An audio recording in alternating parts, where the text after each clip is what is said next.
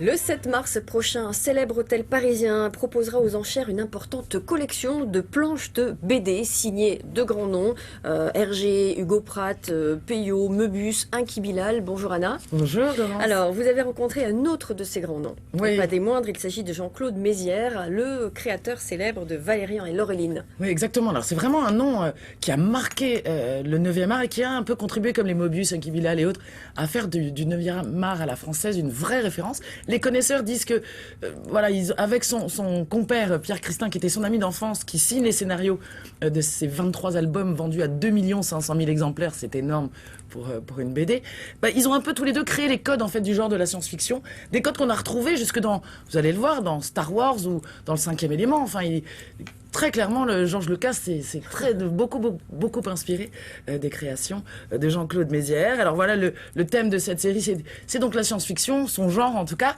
C'était très nouveau à l'époque où Goscinny le publie dans Pilote. C'était un peu une révolution. Il y avait beaucoup de cow-boys à l'époque, entre Lucky Luke. Oui, non, là c'est vraiment des agents spatio-temporels. C'est absolument génial. Et ce qui est intéressant, c'est que s'y mêlent des thèmes, des vraies questions sociales, économiques, aussi des questions écologique déjà très tôt. Oui, déjà. Et du coup, c'est un peu, vous voyez, ce qu'on appelle le space opéra. C'est l'opéra spatial, c'est-à-dire à la fois des intrigues d'anticipation et à la fois des vraies questions de société. Donc c'est tout à fait passionnant.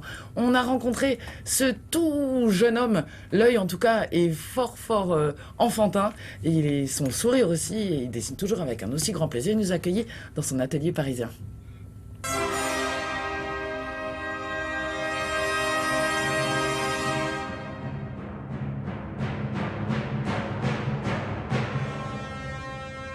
Comment vous est venue cette idée de partir dans l'espace à une époque où personne ne le faisait avant vous? Justement, il y avait de la place.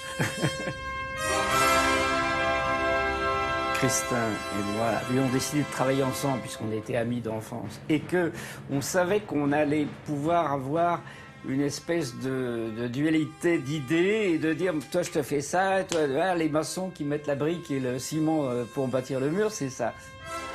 Il y a eu la cité mouvante où là les petits lecteurs ont quand même pris des grandes baffes dans la gueule à voir New York envahi par les eaux à cause du réchauffement climatique, etc. Et on s'est vraiment lancé dans la science-fiction, dans le space opéra, avec l'Empire des 1000 planètes, qui a reçu un accueil très favorable. Ah oui, c'est fou, et puis les visages. Et alors racontez-moi, est-ce que vous aviez la moindre idée de l'influence qu'aurait l'univers que vous avez créé sur finalement toute l'imagerie de la science-fiction au cinéma et ailleurs? Non, bien sûr que non. On va entrouvrir le dossier avec le camarade George Lucas.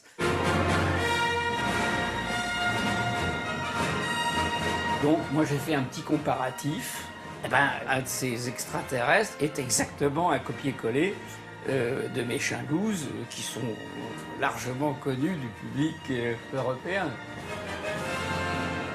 On me dit quand même que tous mes dessins étaient parus entre 5 et 10 ans avant. Disons que George Lucas a apprécié les aventures de Valérian, ça paraît clair.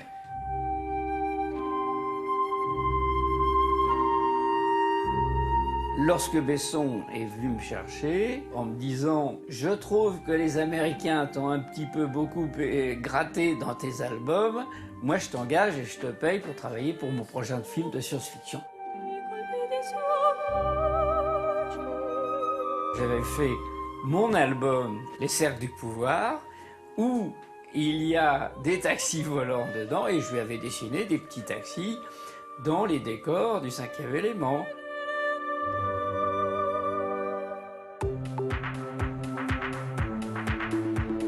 Quel genre de dessinateur vous êtes? Est-ce que vous êtes un gourmand, un organisé? Est-ce qu'il vous faut griffonner tout le temps? Non, je suis un pénible. Faut que je gomme, faut que je recommence, faut que je retouche à la gouache. Et puis en plus, attention, c'est qu'un album, moi je mets 2 ans pour faire un album. Vous avez encore l'impression que votre style évolue? Vous espérez le voir évoluer? Comment vous voyez ça? Un créateur, il faut espérer qu'il continue à évoluer jusqu'au dernier jour de sa vie. Ouais, bon. J'ai bien envie de continuer à dessiner encore et ça va pas trop mal. J'espère que ça va être éblouissant. Allez, disons-le, c'est éblouissant.